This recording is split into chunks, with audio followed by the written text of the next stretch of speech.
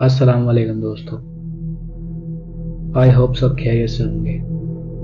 आज की ये कहानी एक छोटे से गांव की है। तो चलिए कहानी में आगे बढ़ते हैं। इस गांव में एक घर था जो खंडर हो चुका था। गांव के लोगों का कहना था कि उस घर में एक औरत की आत्मा भटकती है। कई साल पहले यहाँ एक फैमिली रहा करती थी। फैमिली में 4 मेंबर्स थे, हस्बैंड, वाइफ और उनके 2 बच्चे। हस्बैंड कुछ काम नहीं करता था।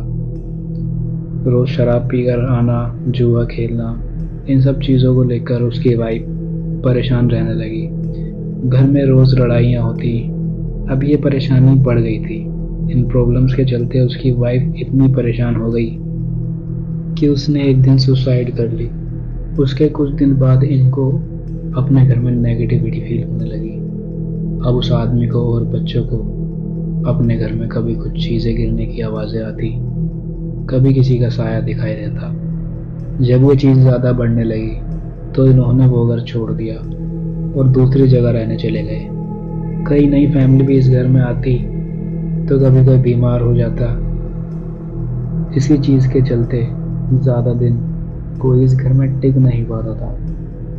अब गांव के लोग इस घर के सामने से भी गुजरने में डरते थे। रात को इस घर में से किसी औरत के रोने और चिल्लाने की आवाज़ें आती थी।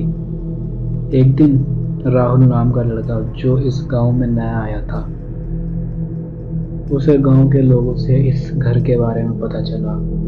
वह इन सब चीज़ों में यकीन तो करता था पर डरता बिल्कुल नहीं था। बस यही राहुल की एक गलती थी।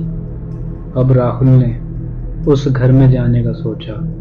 वो देखना चाहता था कि क्या गांव वालों की बात सच है या सिर्फ एक अफवाह है। ठीक 11 बजे वो उस घर के सामने खड़ा हो जाता है। घर के आसपास काफी सन्नाटा था। एक बंदा तक वहां नजर नहीं आता। वो उस घर का दरवाजा खोलता है। दरवाजा एक आवाज के साथ खुलता है और एकदम उसे एक ठंडी हवा का एहसास होता है। पूरे घर में अंधेरा पसरा हुआ था। वो अपनी टॉर्च जलाकर देखता है। घर में थोड़ा ही सामान पड़ा हुआ था और काफी धूल जम चुकी थी। तभी उसे ऊपर के एक कमरे से किसी औरत के रोने की आवाज आती है। अब वो सीढ़ियों से ऊपर जाने लगता है। तभी उसे जोर से दरवाजा बंद होने की आवाज आती है। वो पीछे मुड़कर देखता है लेकिन पीछे कोई नहीं होता। वो इतना ध्यान नहीं देते। उसे लगता है शायद तेज हवा से बंद हो गया है। वो ऊपर जाने लगता है और रूम के सामने आ जाता है। वो आवाज अब भी उसे आ रही थी। वो डोर नॉक करके पूछता है, कौन है अंदर? पर उसे कोई जवाब नहीं मिलता। अब वो आवाज बंद हो जाती है। वो दरवाजा खोलता है तो अंदर कोई नहीं होता। अब उसे डर लगने लगता है। तभी उस रूम के साइड वाले रूम का दरवाजा अपने आप खुल जाता है। वो डरते डरते उस रूम की तरफ जाता है। वो उस रूम में देखता है एक औरत छत से उल्टी लटकी हुई है जो उसे ही देख रही थी और एक डरावनी हंसी हंस रही थी।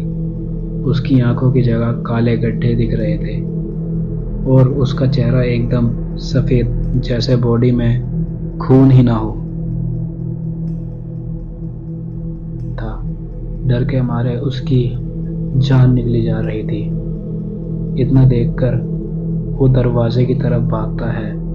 जब वो सीढ़ियों से नीचे उतर रहा था तो उसके पीछे किसी के भागने की आवाज आ रही थी।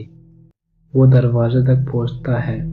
जैसे ही दरवाजा खोलने की कोशिश करता है वो दरवाजा उससे नहीं खुलता और वो इसी घर के अंदर बंद हो जाता है।